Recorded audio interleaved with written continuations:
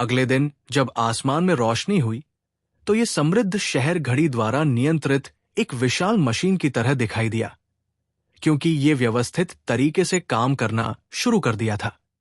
शहर की सड़कों से गुजरने वाले लोगों का प्रवाह इस विशाल मशीन की शक्ति का सबसे अच्छा प्रमाण था। आज शहर के भीतर सबसे अधिक भीड़-भाड़ और चहल-पहल वाला स्थान निस्संदेह विशाल शाही परिवार का चौक था।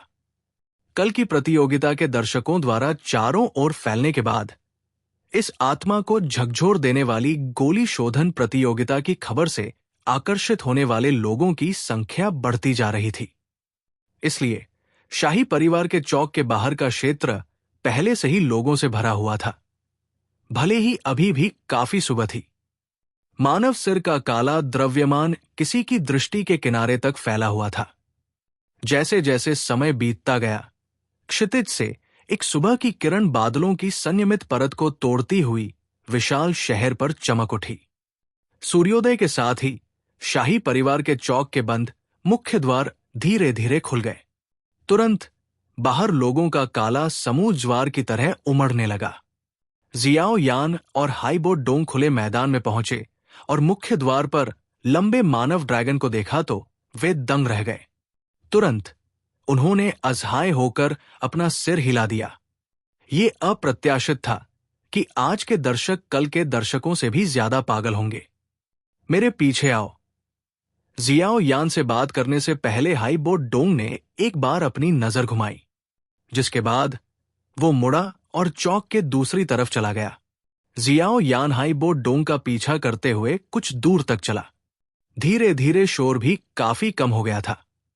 वे एक मोड़ पर मुड़े और जियाओ यान को एहसास हुआ कि चौक के पीछे एक और पिछला दरवाजा है। बस इतना था कि इस पिछले प्रवेश द्वार पर 100 से ज्यादा पूरी तरह से सशस्त्र गार्ड थे, जो इसे पूरी तरह से अवरुद्ध कर रहे थे। हाइबो डोंग ने इन सैनिकों को नजरअंदाज किया और जियाओ यान को प्रवेश द्वार से ऐसे ले गया जैसे वहां कोई और मौजूद ही न हो। वे गार्ड भी उन दोनों की पहचान से वाकिफ लग रहे थे, क्योंकि उन्हें रोकने के लिए कोई आगे नहीं आया। जियाओ यान दरवाजे में घुसा और कुछ दूर तक चला। फिर अचानक उसकी नजर चौड़ी हो गई। उसने अपनी आंखें उठाई और चारों ओर देखा, केवल ये देखने के लिए कि लियू लिंग और लिटिल प्रिंसेस वास्तव में उससे पहले आ चुके थे। उन दोनों के अलावा काफी सारे प्रतियोगी थे जिन्होंने कल प्रतियोगिता के 2 राउंड पास किए थे। युवाओं का ये समूह एक दूसरे से बातचीत कर रहा था और मुस्कुरा रहा था। जब जियाओ यान और हाइबो डोंग पहुंचे तो सभी, जो धीरे धीरे कुछ चर्चा कर रहे थे, ने अचानक अपनी आवाज को काफी कम कर दिया। हालांकि जियाओ यान अभी भी टियर 2 कीमियागर की पोशाक पहने हुए था, लेकिन वहां मौजूद लोगों में से एक भी व्यक्ति ऐसा नहीं था जो ये सोचने के लिए इतना मूर्ख हो कि ये उसकी असली क्षमता का प्रतिनिधित्व करता है। कल की आत्मा को झकझोर देने वाली प्रतियोगिता में जियाओ यान ने जो क्षमता दिखाई थी, उसने सभी को उसे आश्चर्य से देखने पर मजबूर कर दिया था। प्रतियोगियों के इस समूह में जियाओ यान निस्संदेह अग्रणी स्थान पर था। ये अग्रणी स्थान कुछ ऐसा था जिसकी तुलना लियू लिंग और लिटिल प्रिंसेस को भी मुश्किल थी। आखिरकार कल यानली द्वारा किया गया उपहास जिया मां साम्राज्य के सभी प्रतिभागियों के लिए एक झटका था। फिर भी जियाओ यान ही एकमात्र ऐसा व्यक्ति था जो यान ली पर उपहास कर सकता था। चाहे कोई कहीं भी हो, योग्यता वाले लोग हमेशा दूसरों की श्रद्धा आसानी से प्राप्त कर लेते हैं। इसमें तब भी जरा सा भी बदलाव नहीं आया जब कोई कीमियागर की दुनिया में आ गया। हाँ, मिस्टर यान जियाओ, आप बहुत जल्दी आ गए, लिटिल प्रिंसेस ने मुस्कुराते हुए कहा और यान जियाओ को देखा। फिर पीछे मुड़ी और आगे बढ़ गई। लिटिल प्रिंसेस भी जल्दी आ गई। हालांकि जियाओ यान को लिटिल प्रिंसेस का उसके प्रति शुरुआती रवैया पसंद नहीं आया जब वे पहली बार मिले थे। वो आखिरकार उस बूढ़े दानव की वंशज थी जिससे है वो डोंग भी डरता था। इसलिए जियाओ यान के लिए बहुत ठंडा दिखना अच्छा नहीं था। उसने अपना सिर हिलाया और बेतरतीब ढंग से कुछ अभिवादन किया जो उनके लिए कोई मायने नहीं रखता था। आज की परीक्षा अंतिम दौर है मिस्टर यान जियाओ। हम उस आदमी से नहीं हार सकते। लिटिल प्रिंसेस ने धीरे से हंसते हुए कहा। जियाओ यान द्वारा दिए गए औपचारिक उत्तर के बारे में उसे कोई चिंता नहीं थी। मैं अपनी तरफ से पूरी कोशिश करूंगा। वो व्यक्ति निश्चित रूप से कोई साधारण व्यक्ति नहीं है। जियो यान ने जवाब देते हुए सिर हिलाया। मिस्टर यान जियो, आप ऐसे महत्वपूर्ण क्षण में कोई गलती नहीं कर सकते। मैं अभी भी आपसे प्रतिस्पर्धा करना चाहता हूं। लियू लिंग आगे बढ़ा और हल्के से मुस्कुराया। हालांकि वो कल 2 परीक्षा दौरों में टिके रहने में कामयाब रहा था, लेकिन यह स्पष्ट था कि अगर कोई तुलना करे तो जियो यान उससे बेहतर था।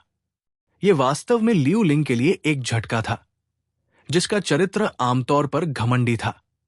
जियाओ यान ने अपना सिर ऊपर उठाने से पहले अचानक सिर हिलाया। दूसरी मंजिल पर फामा और एसोसिएशन के उच्च वर्ग के लोगों का एक समूह धीरे धीरे बाहर निकल रहा था।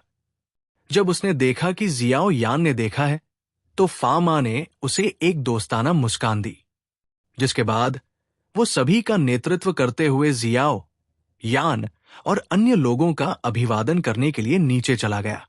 जब वे सभी सीढ़ियों से नीचे उतरे, तो जियाओ यान को एहसास हुआ कि जिया लाओ वास्तव में धीरे धीरे पीछे चल रहा था। वो वर्तमान में मुस्कुरा रहा था और एसोसिएशन के कुछ बुजुर्गों से बात कर रहा था जो उसके बगल में थे। जियाओ यान ने फामा और जिया लाओ के साथ बातचीत करते हुए मुस्कुराया, इससे पहले कि उसे अचानक कुछ महसूस हुआ और उसने अपना सिर घुमाया। उसने देखा कि एक ग्रेरॉब वाला युवक धीरे धीरे उसी जगह से अंदर आ रहा था जहां से वो पहले आया था। ग्रेरॉब वाले युवक के प्रवेश के बाद शुरू में शोरगुल वाला बड़ा हॉल तुरंत शांत हो गया। कई तरह की भावनाओं से भरी कई निगाहें पहले वाले पर रुक गई। इस आदमी ने कल रात जो कहा वो सच था। आज उसने एक बार फिर अपना रूप वापस पा लिया। जियाओ यान ने अपना सिर थोड़ा हिलाया, क्योंकि उसने भूरे रंग के वस्त्र पहने युवक की शक्ल देखी जो बिल्कुल कल जैसी ही थी। क्या उस तथाकथित रूप सुधार गोली का वाकई इतना चमत्कारी असर था? यहां तक कि एक डू हुआंग भी ये नहीं पहचान पाया कि ये असली है या नकली। फामा और जिया लाओ ने भूरे रंग के वस्त्र पहने युवक को ठंडी आंखों से देखा जो अंदर आया था। उन्होंने हल्की मुस्कान के साथ एक दूसरे को देखा। मुस्कान में कुछ ठंडी हत्या की मंशा थी। जियामा साम्राज्य के शिखर पर खड़े मजबूत लोगों के रूप में उनके सामने यान ली की विजयी कार्रवाई का निस्संदेह मतलब था कि बाद वाले ने सोचा कि उसका जीवनकाल बहुत लंबा था। अगर यह हमला करने के लिए अनुपयुक्त परिस्थितियों और संत की प्रतिष्ठा को झटका लगने के डर के कारण नहीं होता, तो संभावना थी कि तीनों डू हुआंग ने तुरंत उसकी जान ले ली होती। भूरे रंग के वस्त्र पहने युवक, नहीं, उसे यान ली कहा जाना चाहिए। उसके कोमल चेहरे पर अभी मुस्कान थी। उसकी निगाहें बेपरवाह थी, क्योंकि वो फामा के 3 आदमियों के समूह से गुजर रही थी। अंत में वो हॉल से खुले मैदान की ओर जाने वाले दरवाजे पर पहुंचा। जब वह जियो यान के पास से गुजरा, तो उसके कदम रुक गए और वह मुस्कुराया। तुम तीनों में से केवल तुम्हारे पास कुछ योग्यता है। हालांकि तुम्हारा सौभाग्य आज समाप्त हो गया। मैं इस अंतिम दौर में कुछ भी नहीं रोकूंगा। हाँ, जब उसने यान ली को देखा, जो जोर से हंसते हुए चला गया था, जियो यान ने केवल अपने कंधों को शांति से हिलाया। लिटिल प्रिंसेस का सुंदर चेहरा कुछ हद तक काला पड़ गया, जबकि लियू लिंग का चेहरा हरा हो गया।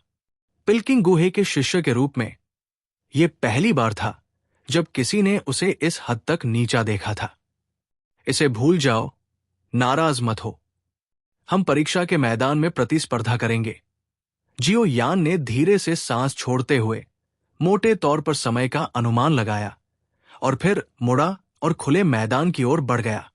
उसके पीछे लिटिल प्रिंसेस असहाय रूप से उसका पीछा कर रही थी।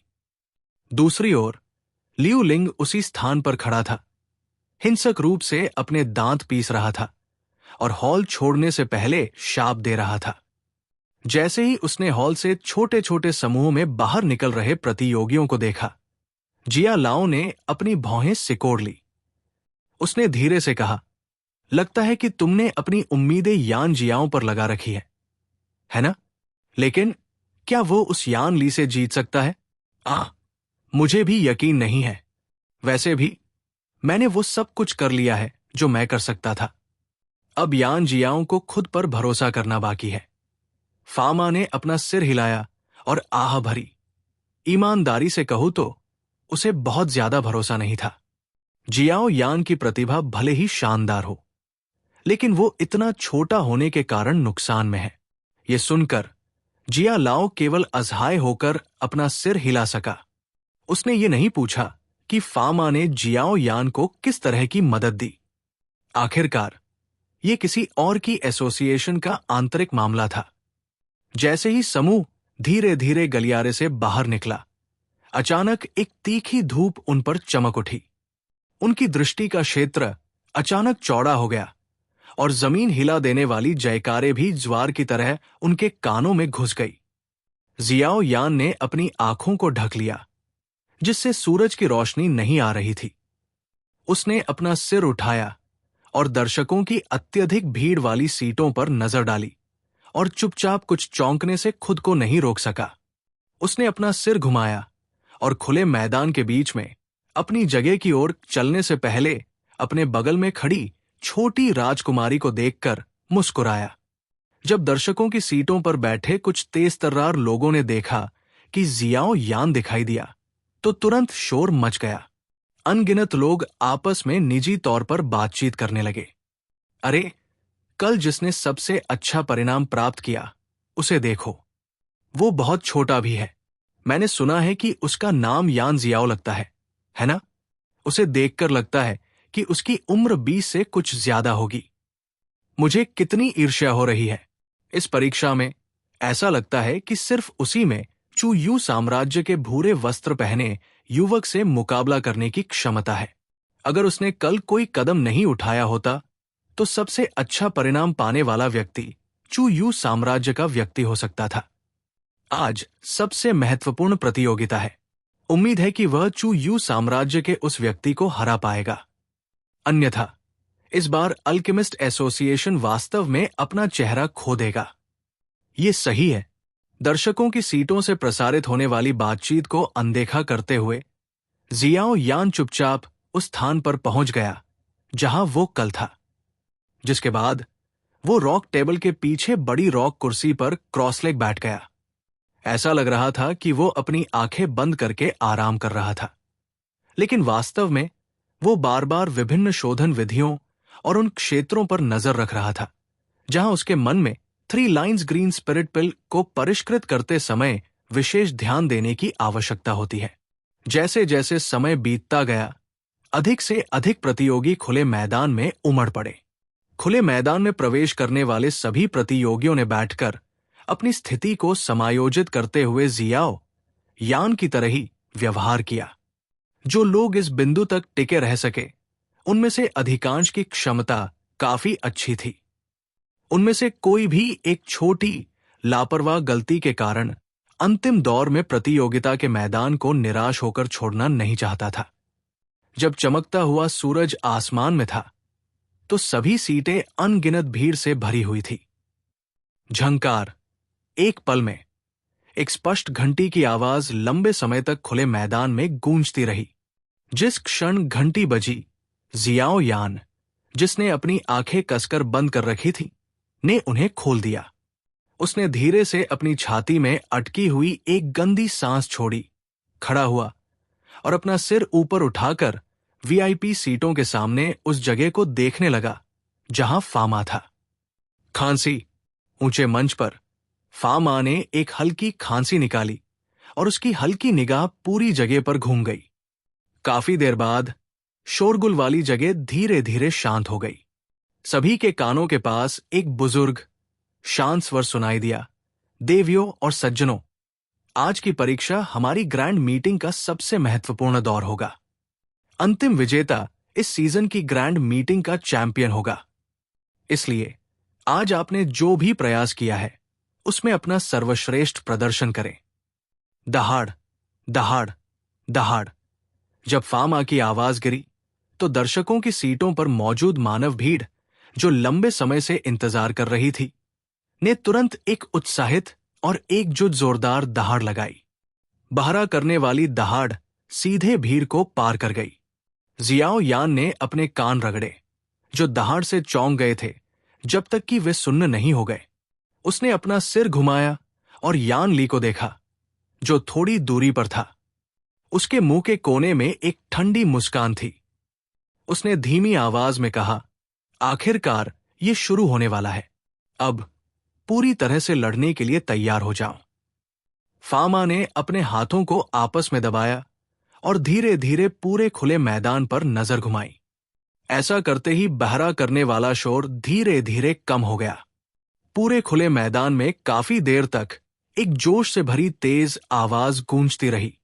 प्रतियोगिता के तीसरे दौर के दौरान संघ अब प्रतिभागियों को कोई मदद नहीं देगा। आपको औषधीय सूत्र, औषधीय सामग्री आदि सहित हर चीज के लिए खुद पर निर्भर रहना होगा। दूसरे शब्दों में, आपको आवंटित समय के दौरान अपनी क्षमता के अनुसार एक प्रकार की औषधीय गोली को सफलतापूर्वक परिष्कृत करना होगा। अंतिम विजेता स्वाभाविक रूप से वो होगा जिसकी औषधीय गोली सबसे उपयोगी होने के साथ साथ उच्चतम स्तर की होगी। जब खुले मैदान में प्रतियोगियों ने अपने कानों में स्पष्ट आवाज सुनी तो उनमें से अधिकांश अप्रत्याशित परीक्षा संकेत से दंग रह गए। काफी देर बाद कुछ प्रतियोगी ऐसे भी थे जिनके चेहरे सबसे पहले पीले पड़ गए।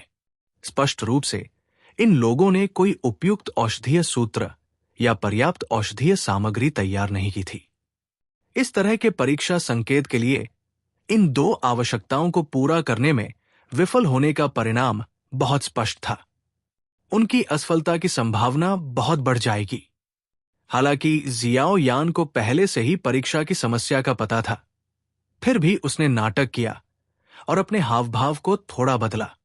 आखिरकार, अगर कोई ऐसे अप्रत्याशित प्रश्न का सामना करते समय शांत भाव से पेश आए तो उसे संदेह तो होगा ही। जैसे ही जियाओ यान ने अपने हावभाव में आए बदलाव को नियंत्रित किया, उसकी नजर भी अपने चारों ओर घूम गई। उसने पाया कि हालांकि लिटिल प्रिंसेस और लियू लिंग परीक्षा का प्रश्न सुनकर शुरू में कुछ हद तक स्तब्ध थे, लेकिन वे जल्दी से संभल गए। उनके चेहरे पर भाव बहुत बदसूरत नहीं लग रहे थे। उनके पास वास्तव में समृद्ध नींव है। उनके हावभाव देखकर परीक्षा का प्रश्न उन्हें बस थोड़ा आश्चर्यचकित कर गया और ऐसा नहीं लगा कि ये उनके प्रदर्शन में बाधा डाल रहा है। जबकि जियाओ यान अपने दिल में बुदबुदा रहा था, उसने एक बार फिर अपनी नजर थोड़ी दूरी पर यान ली की ओर घुमाई। वर्तमान में बाद वाला भी अपनी भौहों को कसकर सिकोड़ रहा था। थोड़ी देर बाद वो ठंडे स्वर में हंसा और नरम आवाज में बोला, चाहे आप कोई भी अजीब और अनोखा प्रश्न क्यों न लेकर आए, विजेता का स्थान मेरा ही होगा। चूंकि सभी लोग पहले से ही परीक्षा के नियमों से परिचित हैं, इसलिए ऊंचे मंच पर फामा ने धीरे से अपना हाथ उठाया और अचानक उसे नीचे कर दिया। पूरे स्थान पर एक हल्की सी आवाज गूंज उठी, परीक्षा का तीसरा दौर अब शुरू होगा। जैसे ही फामा की आवाज गिरी, खुला मैदान, जिसमें कई निजी बातचीतें होती थीं, तुरंत शांत हो गया। दर्शकों की सीटों से नीचे विशाल खुले मैदान में 100 से अधिक प्रतियोगियों को घूरते हुए अनगिनत नजरें आज उनके शानदार प्रदर्शन की प्रतीक्षा कर रही थी। फामा की आवाज गिरी। खुले मैदान में सभी प्रतियोगियों ने कुछ नहीं किया। इसके बजाय वे संयोग से चुप रहे और इस बार परीक्षा को संभालने के तरीके के बारे में सोचते हुए भौहें सिकोड़ते रहे। लिटिल प्रिंसेस और लियू लिंग द्वारा इसे तोड़ने से पहले लगभग 10 मिनट तक चुप्पी बनी रही। वे दोनों धीरे धीरे अपनी रॉक टेबल के करीब चले गए और अपने हाथों से इशारा किया। पत्थर की मेज पर एक फीकी, गहरी आभा वाले दो कुछ हद तक पुराने दिखने वाले हरे और लाल रंग के कड़ाही दिखाई दिए। पत्थर की मेज पर कड़ाही के गिरने की आवाज सुनकर जियाओ यान ने अपना सिर झुकाया और थोड़ा भौहें सिकोड़ी। उन दोनों ने जो कड़ाही निकाली थी वे स्पष्ट रूप से वही नहीं थी जो उन्होंने कल इस्तेमाल की थी। कड़ाही से निकलने वाली गहरी आभा को देखकर यह स्पष्ट था कि कड़ाही की श्रेणी स्पष्ट रूप से उस लाल कड़ाही से बेहतर थी जिसका जियाओ यान इस्तेमाल कर रहा था। एस्कट्स का ओल्ड मैन, जिया आपका शाही परिवार वास्तव में उदार है। आपने वास्तव में ग्रीन फ्लेम कॉल्ड्रॉन निकाला। ये एक टियर 5 कड़ाही है। मुझे याद आया कि उस समय काफी संख्या में टियर 4 कीमियागर इसके लिए बड़ी लड़ाई में उलझे थे। ये वास्तव में अप्रत्याशित है कि ये आखिरकार आपके हाथों में आ गई। फामा ने मुस्कुराते हुए आश्चर्य से कहा, क्योंकि उसने उस हरे रंग की कड़ाही को देखा जिसे लिटिल प्रिंसेस ने बुलाया था। के मैं भी इसके बारे में निश्चित नहीं हूं। यह सबसे अधिक संभावना है कि छोटी लड़की ने इसे पाने के लिए अपने पिता को सभी प्रकार की चालों से बार बार परेशान किया था। फामा ने अपना सिर हिलाया और हल्के से मुस्कुराया। गुहे ने भी असाधारण रूप से काम किया। लियू लिंग का वो लाल रंग का औषधीय कड़ाही वो खजाना लगता है जिस पर गुहे ने उस समय प्रसिद्ध होने के लिए भरोसा किया था। फायर माउंटेन फ्लेम कॉल्ड्रॉन, वो भी एक टियर 5 औषधीय कड़ाही है। कीमियागर की दुनिया में एक औषधीय कड़ाही कीमियागर के लिए बेहद मददगार थी। औषधीय गोली को परिष्कृत करते समय सबसे अच्छी कड़ाही में सफलता की संभावना को बढ़ाने की उल्लेखनीय क्षमता होती है। इसके अलावा कुछ निम्न श्रेणी की औषधीय कड़ाही में गर्मी को झेलने की बहुत अच्छी क्षमता नहीं थी। इसका नतीजा ये होता था कि औषधीय गोलियों को परिष्कृत करते समय कड़ाही अचानक फट जाती थी। इसलिए औषधीय कड़ाही के ग्रेड में भी काफी विस्तृत अंतर था। कड़ाही की गुणवत्ता में टियर 1 से 8 तक की वृद्धि हुई। टियर 8 से ऊपर स्वर्गीय कड़ाही रैंकिंग थी। ऐसा लगता था कि इस ग्रेड से संबंधित केवल 13 औषधीय कड़ाही थी। इससे यह देखा जा सकता था कि वे कितनी मूल्यवान थी। दूसरी ओर जियो यान की गहरी लाल कड़ाही केवल एक ऐसी थी जो अपनी क्षमता को बढ़ाने की कितनी भी कोशिश की जाए बस एक जर्जर टियर 2 तक पहुंच गई थी। मूल रूप से इसका शोधन प्रक्रिया पर कोई अतिरिक्त प्रभाव नहीं था और यह उच्च स्तरीय गोली के पूर्ण शोधन का सामना करने में सक्षम नहीं हो सकता है। बेशक औषधीय कड़ाही से चाहे जितनी भी मदद मिले, यह केवल एक बाहरी सहायता थी। सबसे महत्वपूर्ण बात व्यक्ति की व्यक्तिगत क्षमता थी। यही कारण था कि याओ लाओ ने केवल स्वर्गीय कड़ाही रैंकिंग का मोटे तौर पर उल्लेख किया था, लेकिन औषधीय कड़ाही के बीच के ग्रेड के बारे में विस्तार से जियाओ यान को नहीं बताया। एक सच्चा कीमियागर ग्रैंडमास्टर अपनी हथेली को कड़ाही की तरह इस्तेमाल कर सकता था और बिना किसी सीमा के अपनी इच्छानुसार गोलियों को परिष्कृत कर सकता था। केवल वो सुरुचिपूर्ण आचरण ही ग्रैंडमास्टर की असली शैली दिखा सकता था। हां, ये वास्तव में फायर माउंटेन फ्लेम कॉल्ड्रॉन है। फामा ने अपना सिर हिलाया और मुस्कुराते हुए बोलना जारी रखा। उस समय गुहे ने उस वर्ष की ग्रैंड मीटिंग के दौरान चैंपियन स्थान लेने के लिए इसका इस्तेमाल किया था। चूंकि वो इस औषधीय कड़ाही को लियू लिंग को ग्रैंड मीटिंग में भाग लेने के लिए देने को तैयार है, ऐसा लगता है कि वो वास्तव में बाद वाले से काफी उम्मीदें रखता है। दुर्भाग्य से अगर इस साल वो साथी या यान जियाओ नहीं होता तो लियू लिंग के लिए चैंपियन बनना असंभव नहीं होता। हालांकि अब यह काफी मुश्किल है। हाइबो डोंग ने अपना सिर हिलाया और खुशी से मुस्कुराया। फामा ने केवल मुस्कुराया, लेकिन कुछ नहीं बोला। उसने अपनी नजर खुले मैदान की ओर फेंकी। खुले मैदान में जियाओ यान, लियू लिंग और लिटिल प्रिंसेस के पास मौजूद उच्च स्तरीय औषधीय कड़ाही देखकर कुछ हद तक हैरान हो सकता था, लेकिन याओ लाओ के दर्शन को प्राप्त करने के बाद भी उसने सोचा कि औषधीय कड़ाही केवल एक विदेशी वस्तु थी। इसलिए उसने तुरंत अपनी नजर हटा ली और अपना हाथ हिलाया। उसका गहरा लाल कड़ाही, जो लियू लिंग और लिटिल प्रिंसेस की तुलना में कुछ जर्जर दिख रहा था, उसने लापरवाही से पुकारा। जैसे ही गहरे लाल रंग की कड़ाही दिखाई दी, उसने उसके आसपास के लोगों को कुछ हद तक अचंभित कर दिया। कई लोगों ने सोचा कि जियाओ यान लिटिल प्रिंसेस और अन्य लोगों की तरह ही है, जो आखिरी क्षण तक सबसे अच्छी चीजें रखता है। हालांकि ये अप्रत्याशित था कि उसने इस पल में भी इस घटिया चीज को बाहर निकाल लिया। जियाओ यान को अपने आसपास की निगाहों की बहुत चिंता नहीं थी। उसने अपनी आंखें बंद की और एक पल के लिए सोचा। फिर उसने अपनी उंगली को धीरे से हिलाया और 3 लाइन ग्रीन स्पिरिट पिल को परिष्कृत करने के लिए आवश्यक सामग्री का एक सेट पत्थर की मेज पर दिखाई दिया।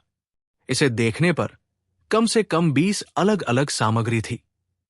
जियाओ यान द्वारा दवा को परिष्कृत करना सीखने के बाद यह पहली बार था कि उसे इतनी सारी सामग्रियों से बनी एक औषधीय गोली को परिष्कृत करना था। हां, टियर 4 औषधीय गोली के लिए कठिनाई वास्तव में काफी बड़ी है। जियाओ यान ने धीरे से आह भरी।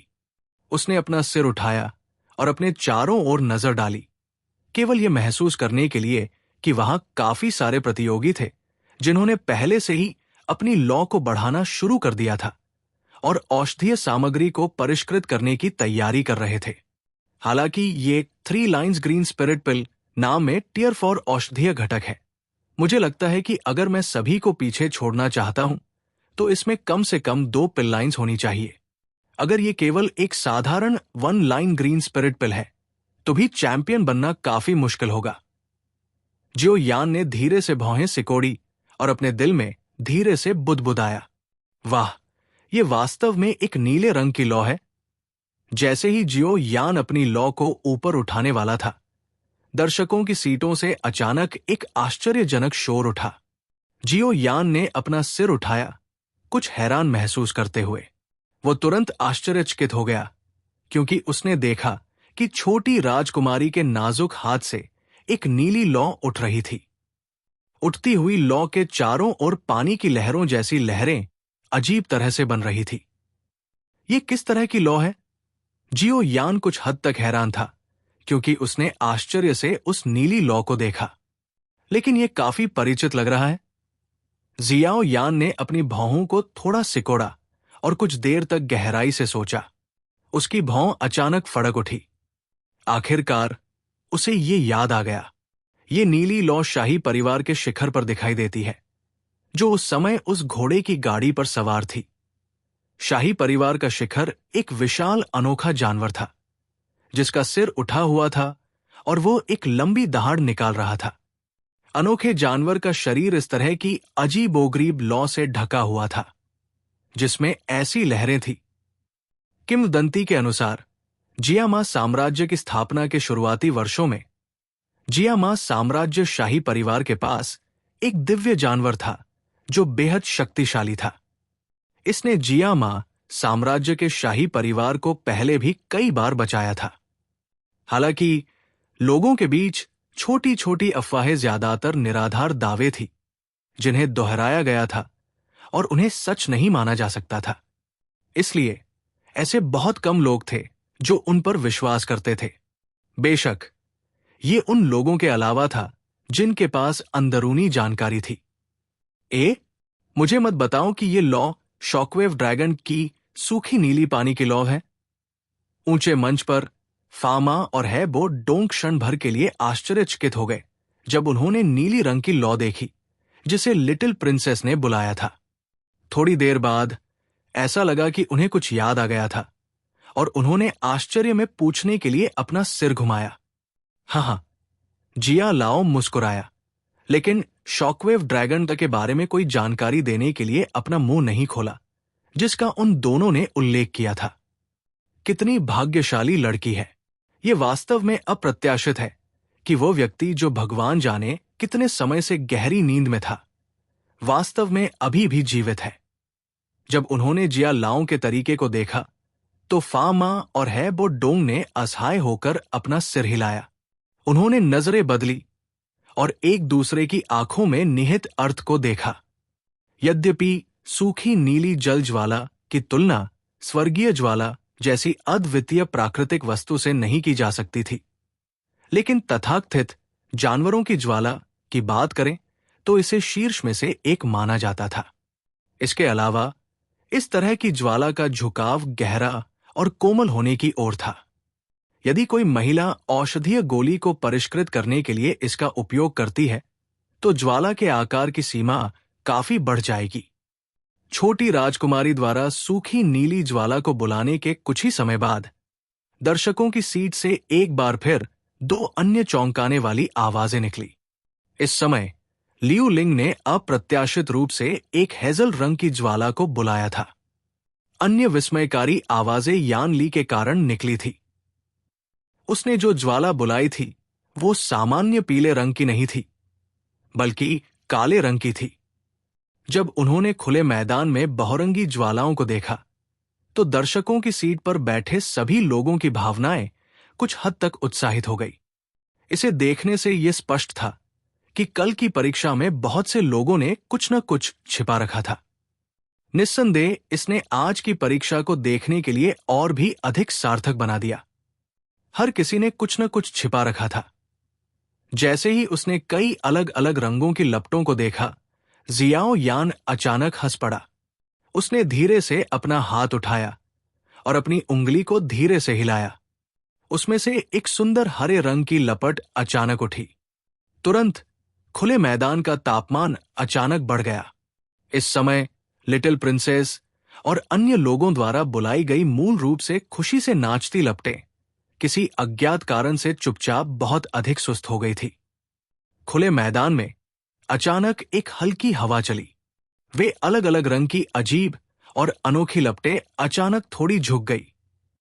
जिस चीज ने लोगों को आश्चर्यचकित कर दिया वो ये थी कि जिस दिशा में ये लपटें झुकी हुई थी वो वास्तव में खुले मैदान के बीच में जियाओ यान की ओर थी। सटीक रूप से कहें तो ये उसकी हथेली पर सुंदर और अलौकिक हरे रंग की लपट होनी चाहिए। इस तरह की अजीब घटना राजा के सामने प्रजा के झुकने जैसी थी। जब स्वर्गीय ज्वाला प्रकट होती है तो सभी लपटें झुक जाती है। ये टिप्पणी वास्तव में सच है। खुले मैदान में इस अजीबोगरीब घटना को देखते ही फामा, जो ऊंचे मंच पर था, ने धीरे से आह भरी। उसने बचपन में एक बार ऐसा अद्भुत दृश्य देखा था। उसे उम्मीद नहीं थी कि वो इस पल में फिर से ऐसा दृश्य देख पाएगा। खुले मैदान में अचानक जो अजीब दृश्य दिखाई दिया था वो भी जियाओ यान की उम्मीदों से परे था। उसने अपनी ओर ताक रही असंख्य निगाहों को देखा और असहाय होकर केवल अपने कंधे उचकाए। अपने हाथ हिलाते हुए उसने हरे रंग की लौ को औषधीय कड़ाही में फेंक दिया। केवल इस बिंदु पर प्रतियोगी के हाथों में लपटें सामान्य हो गई। ये साथी छोटी राजकुमारी ने धीरे से बुदबुदाया। वो थोड़ी उदास थी। स्वर्गीय ज्वाला की ताकत को कभी नहीं देखा था। उसने हमेशा सोचा था कि उसकी सूखी नीली पानी की लौ उससे ज्यादा कमजोर नहीं है। हालांकि अभी उसकी लौ के अलौकिक प्रदर्शन के साथ कोई भी चौकस व्यक्ति ये देखने में सक्षम होगा कि ये स्वर्गीय ज्वाला से बहुत नीचे है। अन्यथा ये इस तरह का अधीनस्थ तरीका नहीं दिखाता।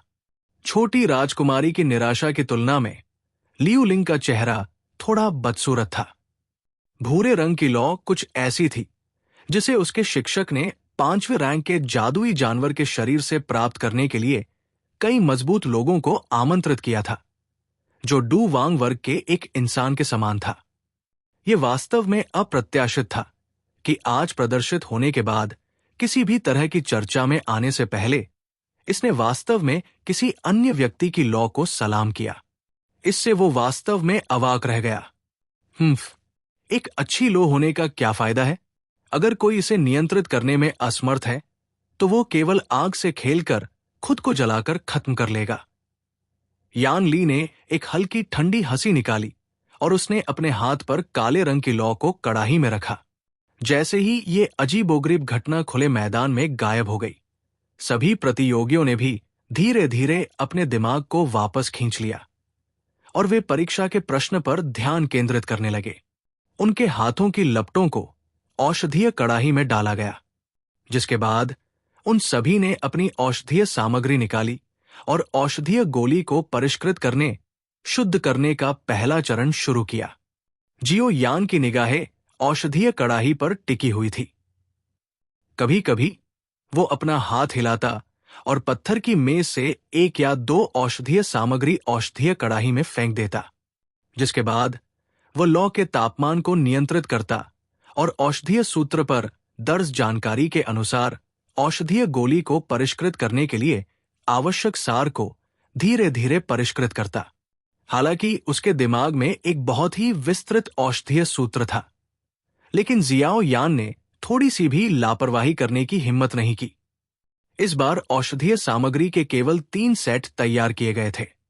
अगर वो लापरवाही की वजह से एक औषधीय सामग्री खो देता, तो इससे शोधन में उसकी विफलता की संभावना काफी बढ़ जाती। ये कुछ ऐसा था जिसे जियाओ यान स्वीकार नहीं कर सकता था। इसलिए उसने ग्रीन लोटस कोर फ्लेम को नियंत्रित करने की अपनी क्षमता के बावजूद एक बार में सभी औषधीय सामग्री डालने की हिम्मत नहीं की।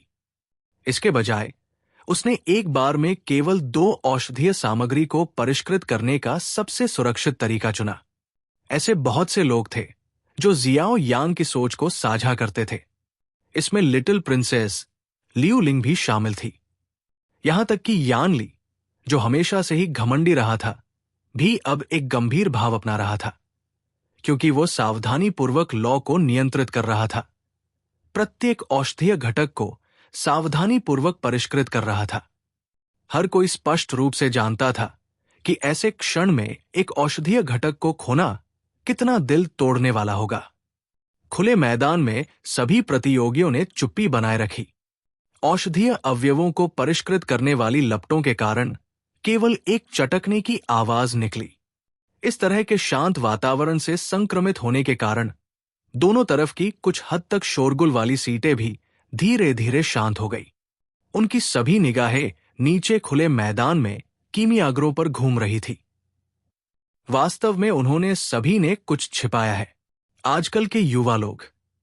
वीआईपी सीटों पर बैठे नालन जी ने नीचे खुले मैदान में उठती लौ को देखा और मुस्कुराते हुए कहा, लेकिन अभी जो अजीब घटना हुई है, उसे देखकर ऐसा लग रहा है कि छोटा दोस्त यान जियाओ बाकी लोगों से बेहतर है। एक स्वर्गीय लौ एक अजीब वस्तु है जो बड़े गुहे के पास भी कभी नहीं थी।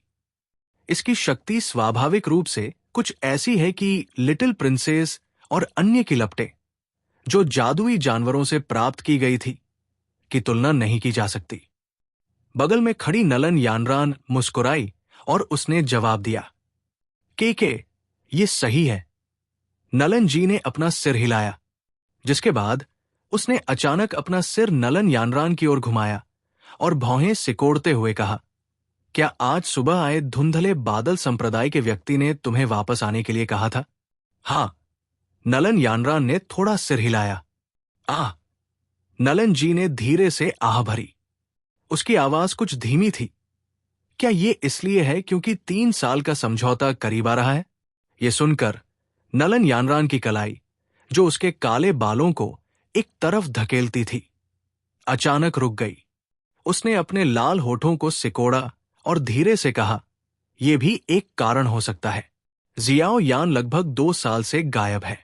मैंने आपको पहले ही बताया है कि जब उसने वो टैन सिटी छोड़ा था, तो वो पहले से ही एकत्रित हो चुका था और अपना क्यूब हमवर बना चुका था और एक डूझे बन गया था। ये 1 साल से भी कम समय में हुआ था। आपको यह भी स्पष्ट रूप से पता होना चाहिए कि डूझे बनने से पहले किसी के डू क्यू को ऊपर उठाना कितना मुश्किल है। फिर भी वो 1 साल से भी कम समय में अचानक बिजली की तरह ऊपर उठ गया। दूसरे शब्दों में, प्रशिक्षण प्रतिभा जो उस समय अजीब तरह से गायब हो गई थी, एक बार फिर से प्रकट हुई है। नालन यानरान ने एक लंबी सांस ली। उन्होंने गहरी आवाज में कहा, इन 2 सालों के दौरान उसके बारे में कोई जानकारी नहीं मिली है। हालांकि मुझे लगता है कि उसकी प्रशिक्षण प्रतिभा के अनुसार मुझे डर है कि वो कम से कम डू-शी क्लास में होगा। नालन यानरान ने अपना सिर हिलाया। मैं अब और नहीं कहना चाहती। अगर मैं उन्हें कहूंगी तो भी तुम नहीं सुनोगे। हालांकि मुझे उम्मीद है कि 3 साल के समझौते में चाहे कोई भी जीते या हारे, आप उससे माफी मांगेंगे। नालन जी ने अपना माथा रगड़ा और कुछ थके हुए स्वर में कहा, माफी मांगू? ये सुनकर नालन यानरान ने अपनी भौहें थोड़ी सिकोड़ ली। तुरंत उसने नालन जी को कुछ हद तक जिद्दी अंदाज में देखा। मैंने कुछ गलत नहीं किया, मुझे माफी क्यों मांगनी चाहिए? आप आसानी से निजी तौर पर जियाओ कबीले के पास जा सकते थे और जियाओ झान से विनम्रता से पूछ सकते थे कि क्या वो शादी की सगाई रद्द कर सकता है। शायद अगर आपने ऐसा किया होता तो ये सारी समस्याएं नहीं होती, लेकिन आपने जानबूझकर मिस्टी क्लाउड संप्रदाय की ताकत उधार लेने का विकल्प चुना और जबरदस्ती जियाओ कबीले पर सगाई रद्द करने का दबाव डाला। आप स्पष्ट रूप से जानते हैं कि जियाओ कबीले की प्रतिष्ठा के लिए यह कितना बड़ा झटका था। यह सिर्फ इतना है कि जैसे जैसे इन कुछ वर्षों में आपकी स्थिति लगातार प्रमुख होती गई, आप अपना मुंह खोलने और माफी मांगने के लिए तैयार नहीं थे।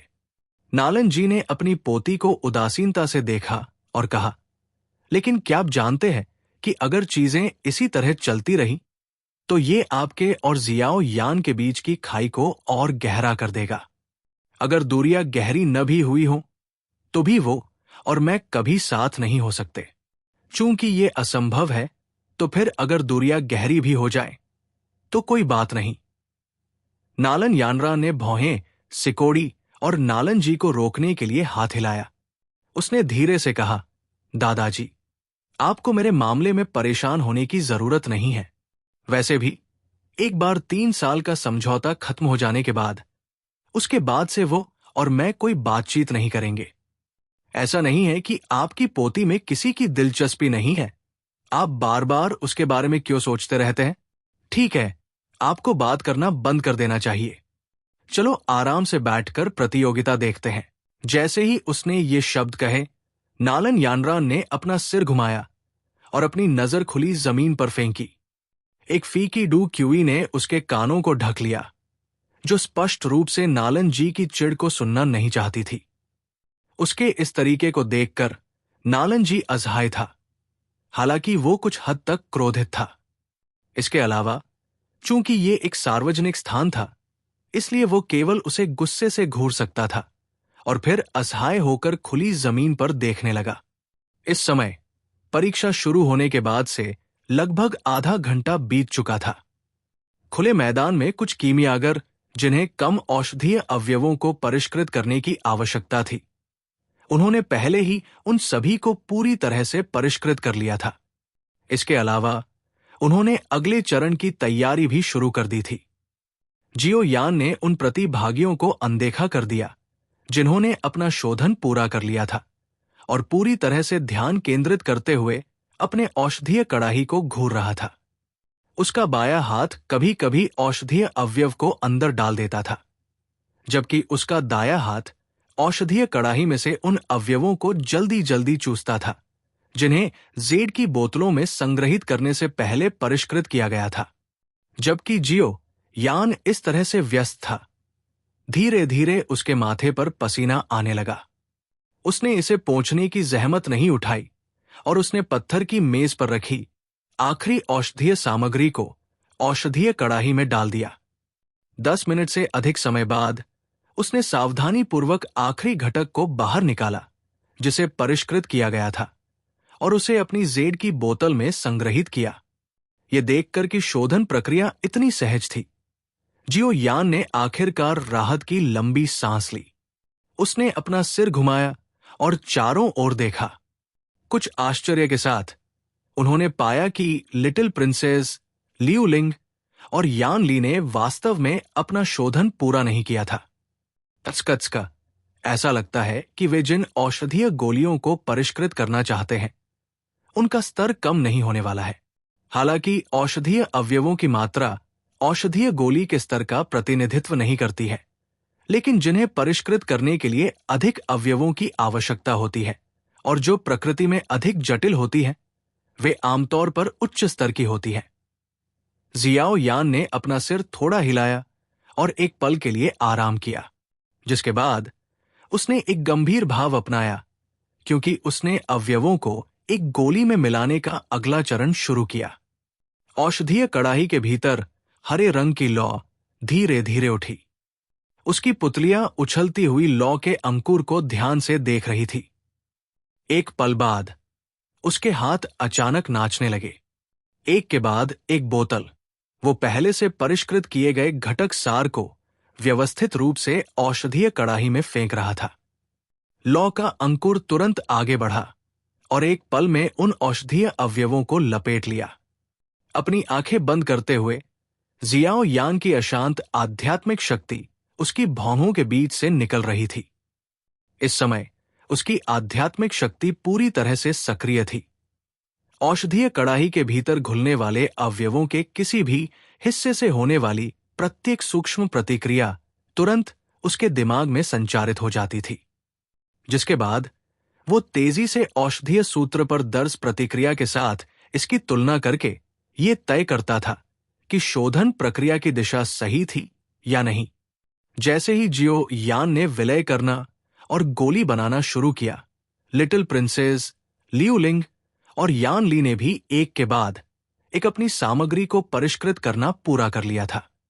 बिना किसी आराम या अनावश्यक शब्दों के उन्होंने जल्दी से उन सामग्रियों को औषधीय कड़ाही में डाल दिया जिन्हें उन्होंने परिष्कृत किया था, और इसी तरह उन्हें एक गोली में मिलाने का चरण शुरू किया।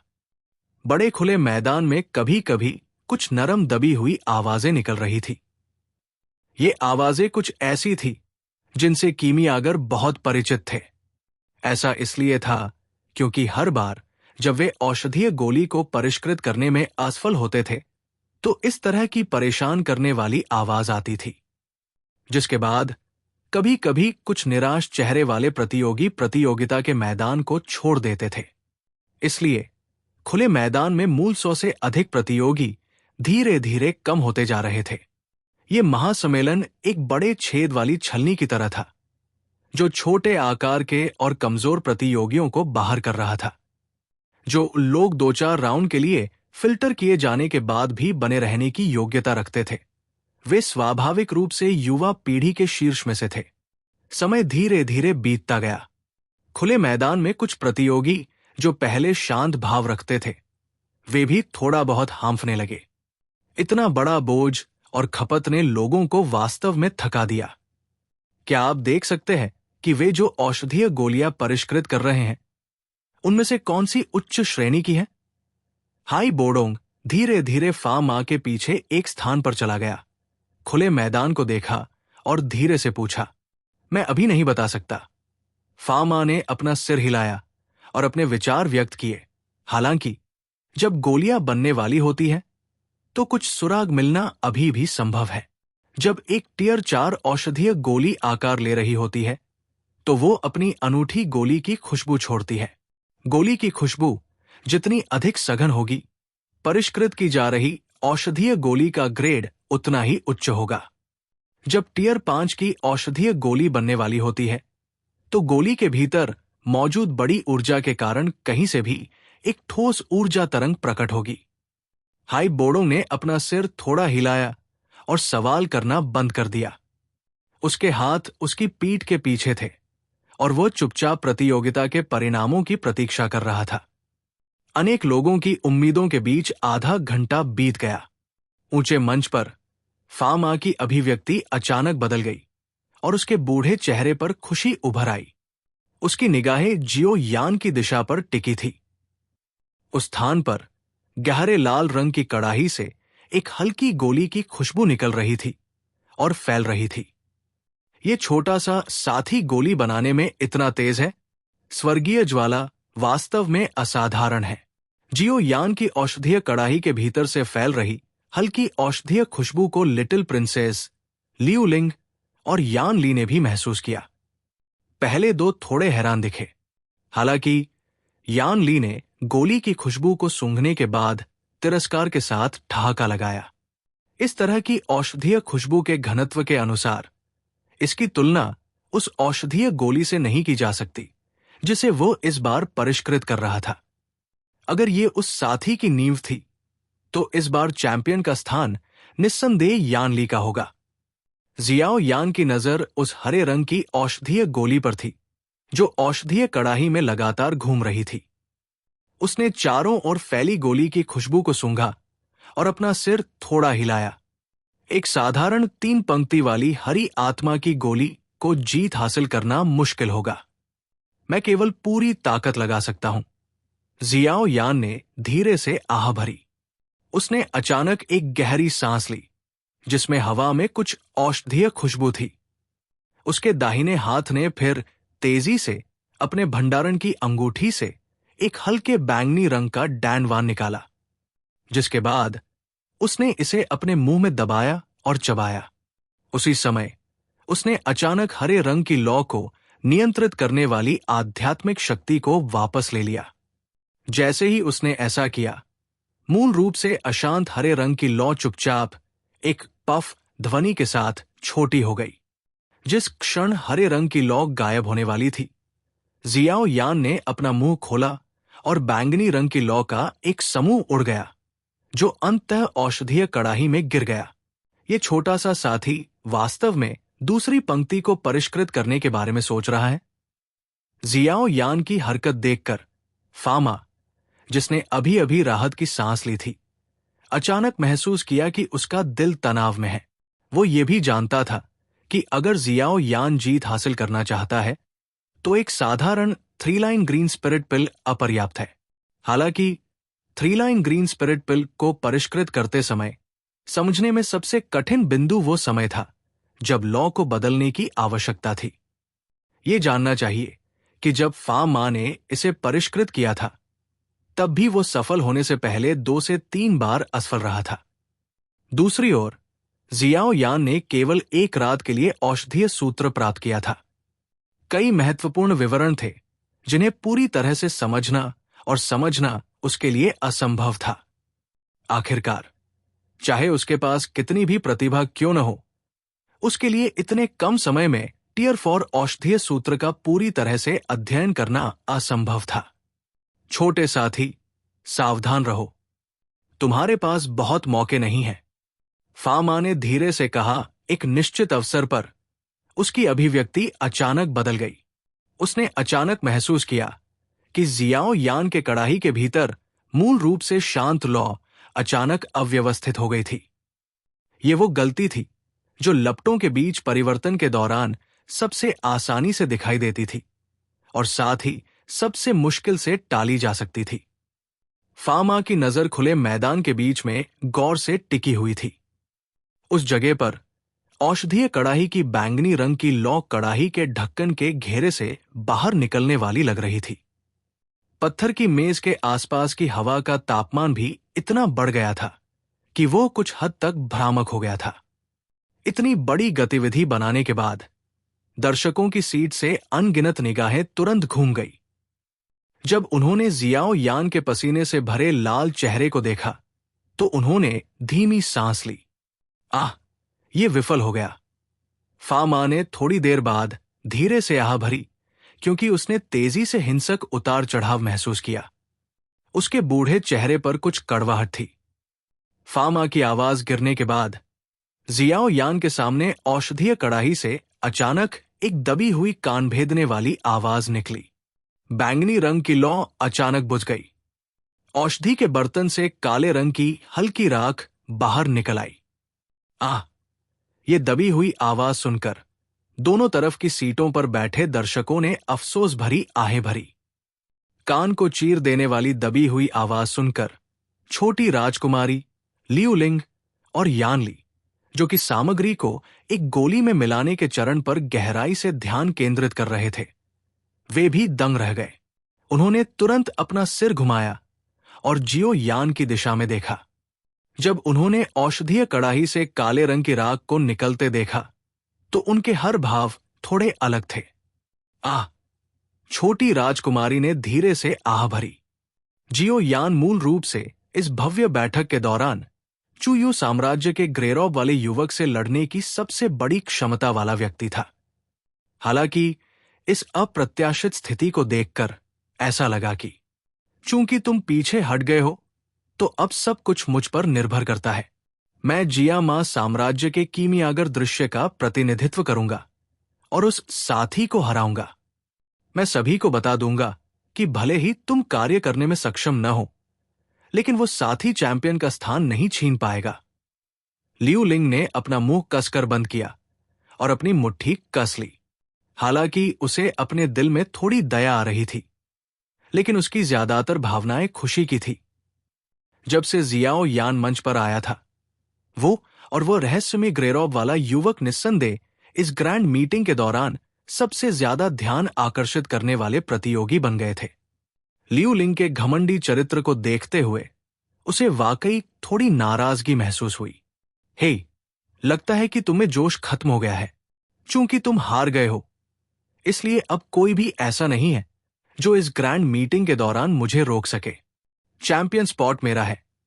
यान ली के मुंह के कोने में एक ठंडी मुस्कान उभर आई। उसने अपनी हथेली हिलाई और औषधीय कड़ाही के अंदर काले रंग की लौ एक बार फिर से भड़क उठी। अलग अलग औषधीय तत्व धीरे धीरे लौ की ग्रिलिंग के नीचे पूरी तरह से एक साथ मिलने लगे थे। वो असफल हो गया है। ऊंचे मंच पर हाई बोर्डों की अभिव्यक्ति थोड़ी बदल गई, क्योंकि उसने अपना सिर फा मां की ओर घुमाया और धीरे से पूछा। हां, फा मां ने अपना सिर हिलाया और धीरे से आह भरी। तुरंत उसने खुद को खुश किया और मुस्कुराते हुए कहा, लेकिन इससे कोई फर्क नहीं पड़ता। उसके पास अभी और मौके हैं। हालांकि फा मां ने इस तरह से बात की, लेकिन उसकी भावनाएं धुंधली और कड़वाहट से भरी हुई थी। एक कीमियागर ग्रैंडमास्टर के रूप में, जिसके पास बहुत अनुभव था, वो स्पष्ट रूप से समझता था कि ऐसी स्थिति में जीत हासिल करना जियाओ यान के लिए कितनी बड़ी कठिनाई थी। जिस तरह से उसने अभी अभी लपटें बदली थी, उससे यह स्पष्ट था कि वो इस्तेमाल की जा रही लपटों को दूसरे से बदलने के तरीकों से बेहद अपरिचित था। अगर ये उसकी सीमा थी, तो संभावना थी कि शेष 2 कोशिशों का नतीजा बहुत बेहतर नहीं होगा।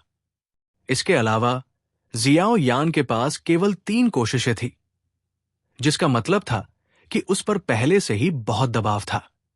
इस विफलता के बाद उस पर जो दबाव था, वो निस्संदेह कई गुना बढ़ जाएगा।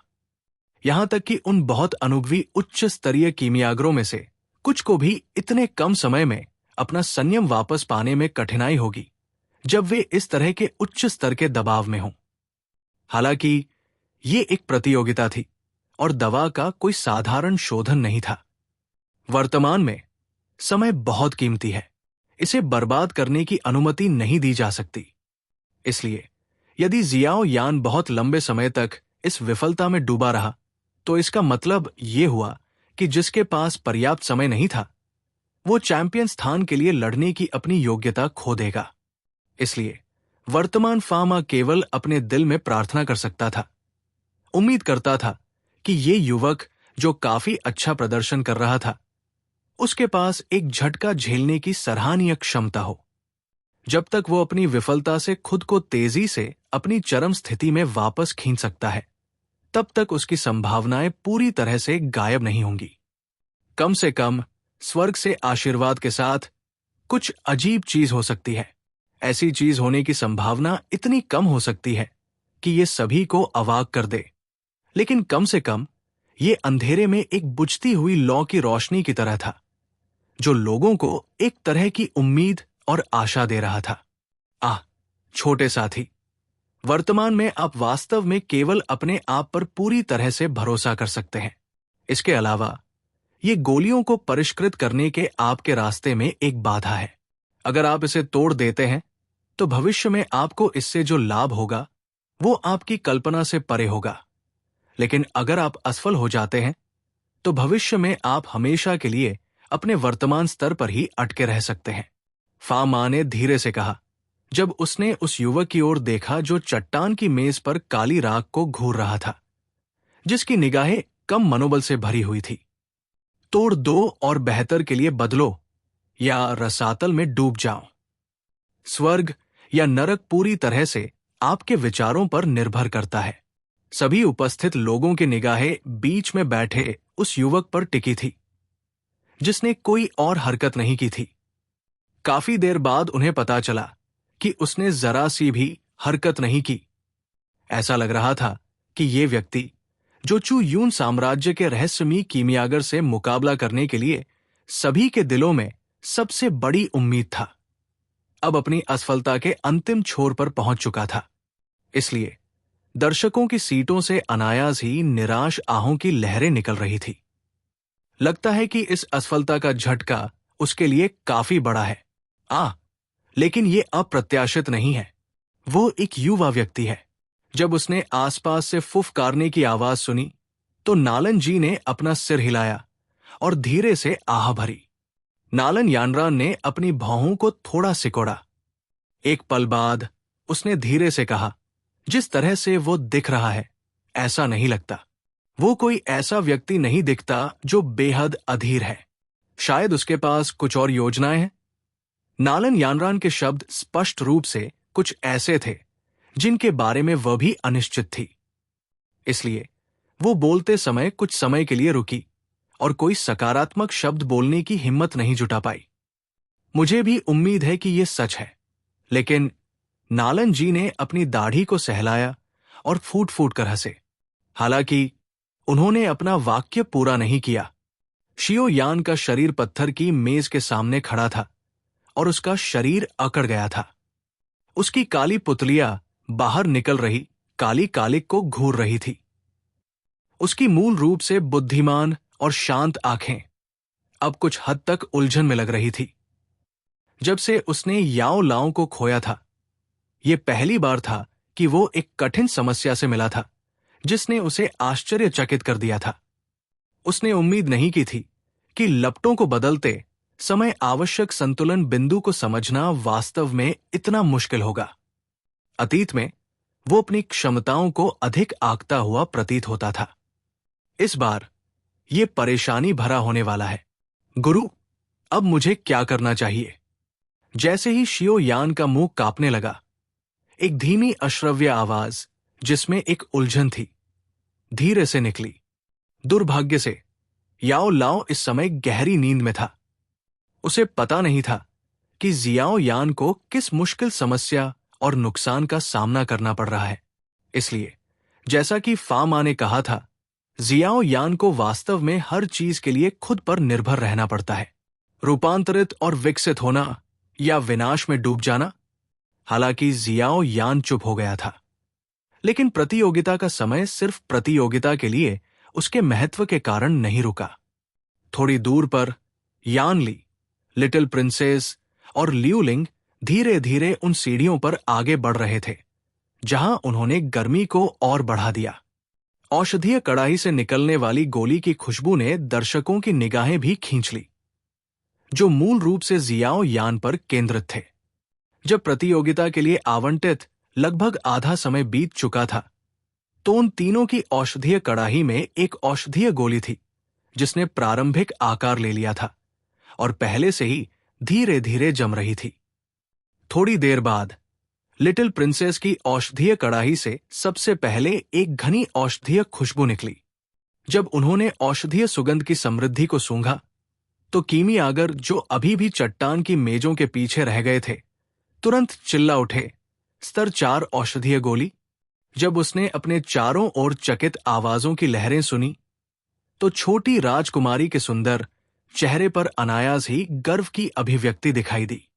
कड़ाही में औषधीय गोली एकमात्र स्तर 4 औषधीय गोली थी जिसे परिष्कृत करने में उसे विश्वास था। इसके अलावा इसमें अभी भी विफलता की कुछ संभावनाएं थी। ये सौभाग्य की बात थी कि आज उसकी किस्मत काफी अच्छी थी और वो वास्तव में अपने पहले प्रयास में इसे परिष्कृत करने में सफल रही। अगर कोई किस्मत के बारे में बात करे तो ऐसा लगता है कि उसके पास जियाओ यान से कहीं ज्यादा किस्मत थी। हालांकि चौंकने वाली आवाजें बहुत लंबे समय तक नहीं रहीं। दूसरी तरफ लियूलिंग की औषधीय कड़ाही ने तुरंत उसका पीछा किया और उससे भी ज्यादा समृद्ध और आकर्षक औषधीय खुशबू निकली। प्रत्येक औषधीय कड़ाही से 2 गोलियों की खुशबू अलग अलग उठ रही थी और अंत में खुले मैदान में एक साथ मिल गई, जिससे उन्हें अलग करना मुश्किल हो गया। इसके बावजूद मजबूत धारणा वाले कीमियागर इन 2 गोलियों की खुशबू को तुरंत अलग करने में सक्षम होंगे। लियूलिंग जिस औषधीय गोली को परिष्कृत कर रहा था, उसका ग्रेड लिटिल प्रिंसेस द्वारा परिष्कृत की गई गोली से थोड़ा अधिक था। ये साथ ही लिटिल प्रिंसेस, जिसकी धारणा काफी अच्छी थी, वो भी दो तरह की औषधीय गोलियों के फायदे और नुकसान में अंतर करने में सक्षम थी। तुरंत उसने थोड़ा भौहें सिकोड़ी। अपनी आंखों से उसने हिंसक रूप से लियू लिंग को काट दिया, जो उस पर मुस्कुरा रहा था। हाँ, यूएर, मुझे खेद है। आज मुझे नेतृत्व करने की अनुमति दें। जब लिटिल प्रिंसेस की उदास आंखों का सामना हुआ, तो लियू लिंग ने उसका सामना किया और मुस्कुराते हुए जवाब देते हुए अपने हाथों को एक साथ जोड़ लिया। दो तरह की टीयर फॉर औषधीय गोलियां। ये दो छोटे साथी भी काफी अच्छे हैं। ऊंचे मंच पर फामा का भारी दिल थोड़ा बेहतर हुआ जब उसने लिटिल प्रिंसेस और लियू लिंग के औषधीय कड़ाही से उठ रही गोलियों की खुशबू को महसूस किया। उसने अपना सिर हिलाया और बोला, हाँ, तुम दोनों छोटे साथी जो अपने कानों के पीछे गीले हो, क्या इस समय जश्न मनाने की तैयारी करना थोड़ा जल्दी नहीं है? एक अजीब सी हंसी अचानक बगल से सुनाई दी।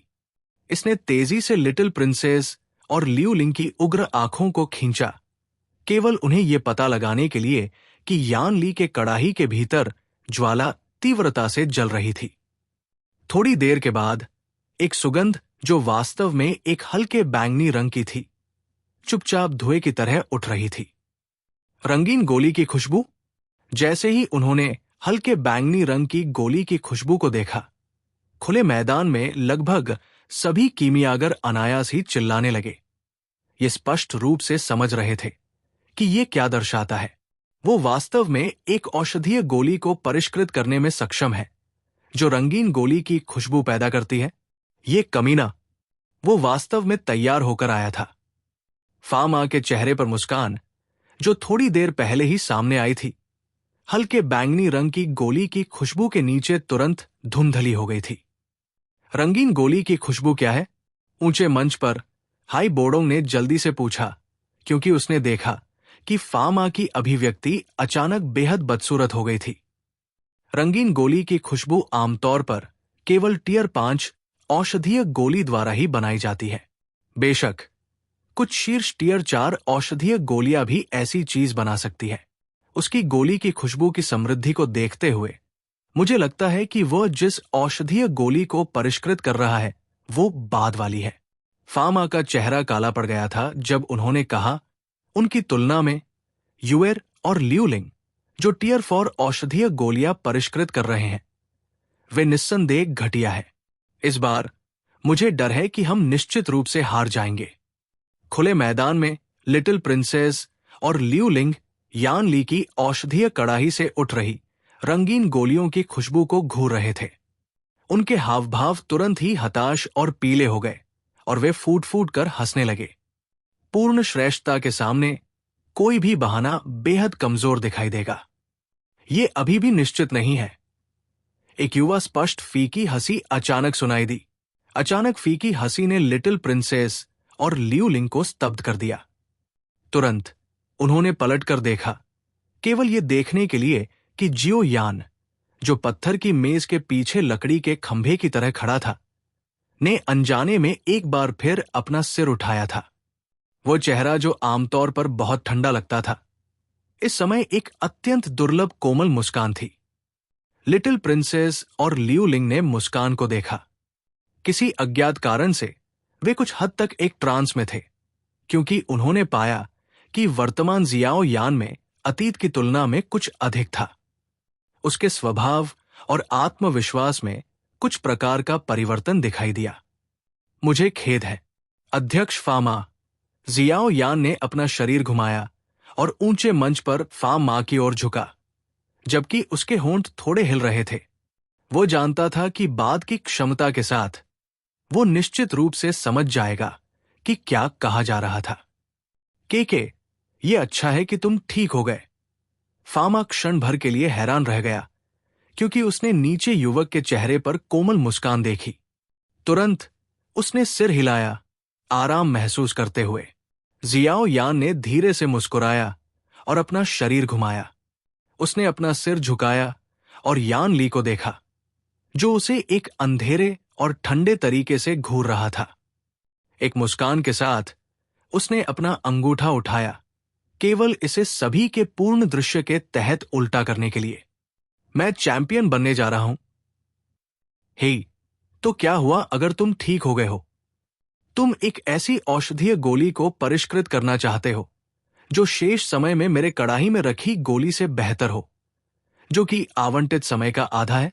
हां, तुम्हें अपनी क्षमता के अनुसार काम करना चाहिए, अन्यथा तुम दूसरों के लिए केवल एक मजाक बनोगे। हाँ हाँ, यान ली ने ठंडे स्वर में हंसते हुए जियाओ यान की ओर देखा और उसका मजाक उड़ाया। जियाओ यान मुस्कुराया, लेकिन उसके मजाक उड़ाने वाले शब्दों को अनदेखा कर दिया। अपने हाथ की एक कोमल लहर के साथ एक हवा ने रॉक टेबल पर गहरे काले कालिक को उड़ा दिया।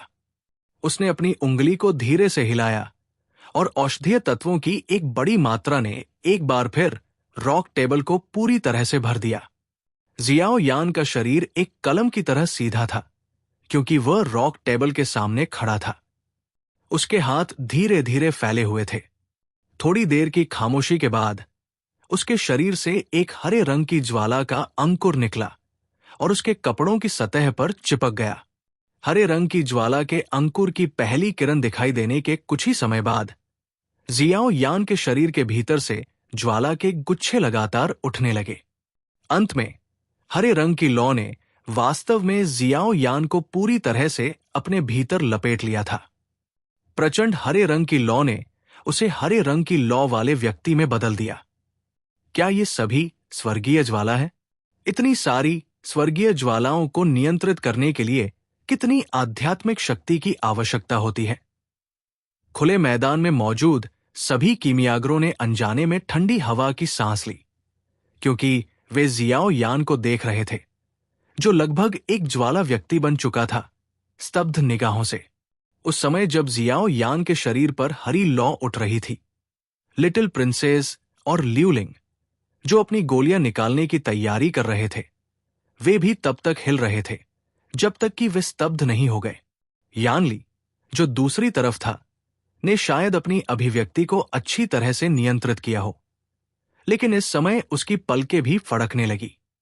वो समझ नहीं पा रहा था कि ये युवा व्यक्ति इतना बड़ा झटका झेलने के बाद भी ऐसी क्षमता क्यों प्रदर्शित कर पा रहा है, जिसने सभी को चौंका दिया और आश्चर्यचकित कर दिया। इस छोटे साथी की आध्यात्मिक शक्ति पहले से कहीं अधिक मजबूत लगती है।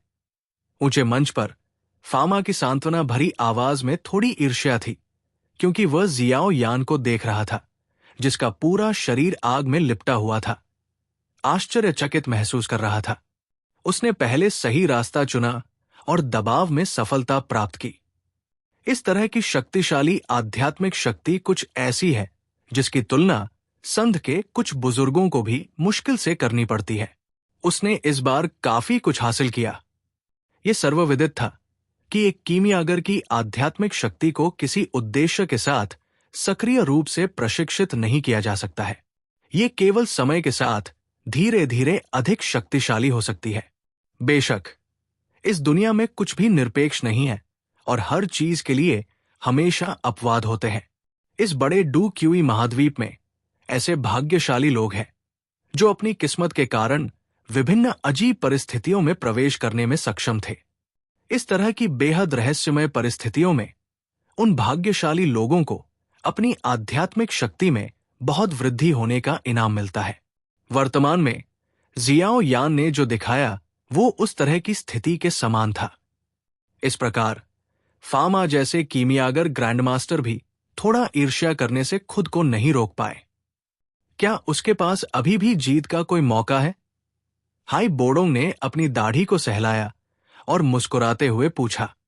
मुझे नहीं पता। फामा ने अपना सिर थोड़ा हिलाया और एक हल्की आह भरी। मैं अभी भी अपनी उसी लाइन पर कायम रहूंगा। सब कुछ यान जियाओं के प्रदर्शन पर निर्भर करेगा। हालांकि यान जियाओं की वर्तमान स्थिति शानदार है, लेकिन दूसरी पार्टी कोई साधारण व्यक्ति नहीं है। मुझे डर है कि एक और बहुत ही करीबी और भयंकर प्रतियोगिता होगी। वो शोधन शुरू करने वाला है। हाई बोडोंग ने थोड़ा सिर हिलाया, क्योंकि उसकी आंखें, जो खुले मैदान को देख रही थी, अचानक चमक उठीं। खुले मैदान में जियाओ यान, जिसका पूरा शरीर लौ में लिपटा हुआ था, ने धीरे से अपना हाथ उठाया। एक हरे रंग की लपटें उसकी उंगली से हिंसक रूप से बाहर निकली। तुरंत इसे औषधीय कड़ाही में डाला गया। पलक झपकते ही अशांत लौ पहले से ही कड़ाही के भीतर तड़पने और जलने लगी थी। जैसे ही उसने कड़ाही के भीतर लौ को देखा, जियाओ यान ने अपनी उंगली को धीरे से हिलाया। पत्थर की मेज पर रखी कुछ औषधीय सामग्री को उसी समय औषधीय कड़ाही में कुशलता से डाला गया। तुरंत हरी लौ ने उन पर हमला किया, उन्हें लपेट लिया और उन्हें बेतहाशा जलाना और परिष्कृत करना शुरू कर दिया। इस बार जियाओ यान का शोधन स्पष्ट रूप से एक पल पहले की तुलना में बहुत तेज था। इसके अलावा अब उसे कोई सतर्क भावना नहीं थी और न ही अपने अंगों की कोई भयभीत हरकतें थी, क्योंकि वो अपना कार्य कर रहा था। जब उसने स्वर्गीय ज्वाला को नियंत्रित किया तो उसे अब थोड़ी सी भी हिचकिचाहट नहीं हुई। जब भी वो इशारा करता और हिलता डुलता तो एक सहज और बिना किसी दबाव के प्रभावशाली उपस्थिति धीरे धीरे दिखाई देती। इस तरह की उपस्थिति आमतौर पर केवल फा मा जैसे बेहद अनुभवी कीमियागर ग्रैंड मास्टर्स पर ही दिखाई देती थी। एक एक करके जियाओ यान ने औषधीय सामग्री डाली, जिसके बाद उसका दूसरा हाथ कड़ाही के भीतर सामग्री के परिष्कृत सार को नियंत्रित करेगा और उन्हें जेड की बोतलों में संग्रहित करेगा। इस शर्त के तहत कि उसने अपने दोनों हाथों का एक साथ उपयोग किया और अपनी आध्यात्मिक शक्ति को चरम पर पहुंचाया, चट्टान की मेज पर रखी गई औषधीय सामग्री तेजी से 3 लाइन ग्रीन स्पिरिट पिल को परिष्कृत करने के लिए आवश्यक सार सामग्री में बदल रही थी। जियाओ यान, जो एक बार फिर से खुश हो गया था और शोधन शुरू कर दिया था, ने निस्संदेह खुले मैदान के माहौल को चरमोत्कर्ष तक पहुंचा दिया था। लिटिल प्रिंसेस और ल्यूलिंग, जिन पर जियाओ यान की पिछली विफलता के बाद कई लोगों ने अपनी उम्मीदें लगाई थी, ने अपनी कमजोर क्षमताओं के कारण यान ली की तुलना में खराब प्रदर्शन किया था। इस तरह की स्थिति में जहां हर कोई अपनी आंखों के सामने दूसरे पक्ष को अपने देश का चैंपियन बनते देखने वाला था, जियाओ यान की रिकवरी, जिस पर सभी ने पहले सबसे बड़ी उम्मीदें लगाई थी, ने निस्संदेह दर्शकों में अनगिनत लोगों को राहत की सांस दी थी। इसलिए खुले मैदान के दोनों ओर बैठने की जगहों से अनगिनत निगाहें इस समय खुले मैदान में हरे रंग की लौ में लिपटे हुए मानव आकृति पर केंद्रित थी। पूरे स्थान पर एक गगनभेदी जयकार गूंज उठी। हुम्फ! शोरगुल वाली जयकार सुनकर यान ली की काली और ठंडी पुतलिया जियो यान की दिशा में चली गई। उसने सुंदर और सहज परिष्कृत तरीके से देखा और यान ली की आंखों में आखिरकार आश्चर्य और गंभीरता की झलक दिखाई दी। दूसरे पक्ष की आध्यात्मिक शक्ति से, जो अचानक बहुत मजबूत हो गई थी, और साथ ही उसकी सुंदर उपस्थिति से यान ली ने स्पष्ट रूप से समझा कि ये युवा व्यक्ति न केवल अपनी विफलता से मिले झटके से उबर गया है, बल्कि ऐसी निराशाजनक स्थिति से अपने दिमाग की सफलता भी प्राप्त की है। इस तरह की मानसिक शक्ति वास्तव में भयानक थी। इस साथी के पास वास्तव में कुछ आधार है। ये सिर्फ इतना है कि मुझे नहीं पता कि कौन सा बूढ़ा साथी ऐसे छात्र को पढ़ाने में सक्षम है। उसके प्रदर्शन को देखते हुए ये स्पष्ट था कि वो गुहे के शिष्य से कहीं अधिक उत्कृष्ट है। हे, पिल्किंग गुहे की प्रतिष्ठा पूरी तरह सच नहीं है। कम से कम जब शिक्षण की बात आती है तो वो दूसरों से बहुत कमतर है। यान ली ने अपने दिल में ठहाका लगाया। उसने अपनी नजर औषधीय कड़ाही में जलती हुई लौ की ओर घुमाई। औषधीय कड़ाही के पारदर्शी दर्पण से वो स्पष्ट रूप से देख सकता था कि एक प्रारंभिक रूप से बनी औषधीय गोली लौ के भीतर घूम रही थी। जल्द ही मैं सफल होने वाला हूं। जैसे ही उसने औषधीय गोली के प्रारंभिक रूप को देखा जो पूरी होने वाली थी, यान ली ने अपनी हिम्मत बढ़ाई। उसके कोमल चेहरे पर गर्व की हल्की झलक दिखी। उसे निश्चित रूप से उस औषधीय गोली पर पूरा भरोसा था जिसे उसने परिष्कृत किया था। जियाओ यान के हाथ, जो लौ के भीतर लिपटे हुए थे, बार बार पत्थर की मेज की ओर बढ़ रहे थे। उनकी तेज हरकत के बाद मेज पर औषधीय सामग्री जल्दी से कम हो गई। दूसरी तरफ सामग्री के सार वाली जेड बोतलों की संख्या बढ़ रही थी। वर्तमान में लिटिल प्रिंसेस और लियूलिंग द्वारा परिष्कृत की गई औषधीय गोलियां पहले से ही बन चुकी थी। उन्होंने अपनी हथेलियों से इशारा किया और औषधीय गोलियां औषधीय कड़ाही से बाहर निकली और जेड की बोतलों में जमा हो गई। उन्होंने रंगीन गोलियों की खुशबू को देखा जो बार बार यान ली की औषधीय कड़ाही से निकल रही थी, और उन दोनों ने एक नरम उदास आह भरी। तुरंत उन्होंने अपने सिर उठाए और अपनी निगाहें जियाओ यान की स्थिति की ओर घुमाई। वर्तमान में वो अकेला व्यक्ति बन गया था जिसके पास यान ली से आगे निकलने का कुछ मौका था।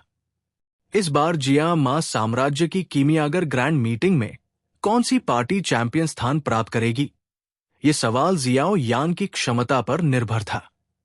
हालांकि अगर कोई व्यक्ति हरे रंग की लौ के नीचे देख पाता जहां कोई नहीं जान सकता था कि क्या हो रहा है, तो वे निश्चित रूप से दंग रह जाते। ऐसा इसलिए था क्योंकि जियाओ यान, जो बाहरी दुनिया के लोगों को अपनी चरम स्थिति में दिखाई दे रहा था, वर्तमान में अपनी आंखें बंद कर रहा था और थोड़ा सा भौहें सिकोड़ रहा था। एक नजर में ऐसा लग रहा था जैसे वो एक रहस्यमय स्थिति में उतर गया हो, आधा सोया हुआ आधा जागा हुआ। हालांकि जियाओ यान की आंखें बंद थी, लेकिन उसकी इंद्रियां बाहरी दुनिया में होने वाली हर एक घटना को अपनी आंखों से भी ज्यादा साफ साफ देख पा रही थी। औषधीय कड़ाही के भीतर उसकी आध्यात्मिक शक्ति में उछाल ने उसे ये भी स्पष्ट रूप से देखने में सक्षम बना दिया था कि कैसे औषधीय तत्व लौ से जलने के बाद धीरे धीरे खंडित और टूट रहे थे और उच्च तापमान के तहत आवश्यक प्रकार के घटक सार को पीछे छोड़ रहे थे। जियाओ यान ने धीरे धीरे अपने दिल में सांस ली। वो स्पष्ट रूप से महसूस कर सकता था कि इस बार गोलियों का शोधन पहली बार था जब उसने याओ लाओ पर भरोसा नहीं किया था और फिर भी अपनी चरम और पूर्णता प्रदर्शित की थी। इस तरह की स्थिति में जियाओ यान को 5वें स्तर के कीमियागर को चुनौती देने का भी आत्मविश्वास था। हरे रंग की लौ से ढके हुए औषधीय अवयवों में से कोई भी थोड़ा भी क्षतिग्रस्त नहीं हुआ, क्योंकि जियाओ यान की इच्छा के साथ स्वर्गीय लौ का तापमान बदल गया। इस समय वो औषधीय सूत्र में दर्ज तापमान से बिल्कुल मेल खाने के लिए इसके तापमान को नियंत्रित करने में भी कामयाब रहा था। शुद्धिकरण पूरा हो गया है। एक बार पत्थर की मेज पर औषधीय अवयव आखिरकार पूरी तरह से परिष्कृत हो गए। तभी जियाओ यान ने धीरे से अपनी कसकर बंद आंखें खोली। उसका शरीर एक पल के लिए स्थिर हो गया, इससे पहले कि वो अचानक अपनी आस्तीन लहराए। एक बल ने उसके सामने 20 से अधिक जेड की बोतलों को हिलाकर तोड़ दिया, जिसके बाद एक आकारहीन बल ने उनमें मौजूद अवयवों के सार को चूस लिया और उन्हें सभी औषधीय कड़ाही में फेंक दिया। इस समय ज्वाला एक बार फिर अशांत हो गई। इस बार जियाओ यान को अवयवों को परिष्कृत करने में लगने वाला समय पिछली बार की तुलना में लगभग आधा कम हो गया था। औषधीय कड़ाही के भीतर एक हरी लौ तड़प रही थी। 20 से अधिक अवयवों के सार पूरी तरह से जियाओ यान की आध्यात्मिक शक्ति में लिपटे हुए थे और धीरे धीरे विलीन हो रहे थे। बहते पानी की तरह समय चुपचाप बीत गया। इस समय परीक्षा समाप्त होने तक केवल 1 घंटे से भी कम समय बचा था। दूसरी ओर यान ली की औषधीय कड़ाही से निकलने वाली रंगीन गोली की खुशबू लगातार बढ़ती जा रही थी। उसने जो औषधीय गोली परिष्कृत की थी वो स्पष्ट रूप से बनने वाली थी। 3 पंक्ति वाली हरी आत्मा की गोली सफल होने वाली है। फामा खुले मैदान को ध्यान से देख रहा था जब उसने अचानक एक निश्चित क्षण में धीरे से कहा, हालांकि उसके चेहरे पर कोई शांत भाव नहीं था। वो जानता था कि केवल एक साधारण 3 पंक्ति वाली हरी आत्मा की गोली पर भरोसा करके यान ली को हराना असंभव था। खुले मैदान में औषधीय कड़ाही, जहां हरी लौ घूम रही थी, अचानक शांत हो गई। एक हल्की सी गोली की खुशबू बिखरी हुई थी और एक हरे रंग की गोल औषधीय गोली जो पन्ना की तरह थी, कड़ाही के भीतर बार बार घूम रही थी। जैसे ही औषधीय गोली घूमी, जियाओ यान के शरीर की सतह को ढकने वाली हरे रंग की लौ अचानक तेजी से सिकुड़ने लगी। पलक झपकते ही हरे रंग की लौ ज्वार की तरह जियाओ यान के शरीर में वापस जाने लगी। जिस क्षण कड़ाही के भीतर की हरी लौ पूरी तरह से वापस जाने वाली थी, जियाओ यान का चबाने वाला मुंह अचानक खुल गया। औषधीय कड़ाही में डालने से पहले एक बैंगनी रंग की लौ एक बार फिर हिंसक रूप से बाहर निकली। फामा का दिल अचानक से उछल पड़ा जब उसने देखा कि जियाओ यान एक बार फिर बैंगनी लौ को बाहर निकाल रहा है। उसकी आंखें उस दिशा में ध्यान से देखने लगी जहां जियाओ यान था। अगर जियाओ यान इस बार फिर से असफल होता तो चैंपियन का पद पूरी तरह से उसके हाथ से निकल जाता। साथ ही इससे अल्केमिस्ट एसोसिएशन की प्रतिष्ठा को भी नुकसान पहुंचेगा।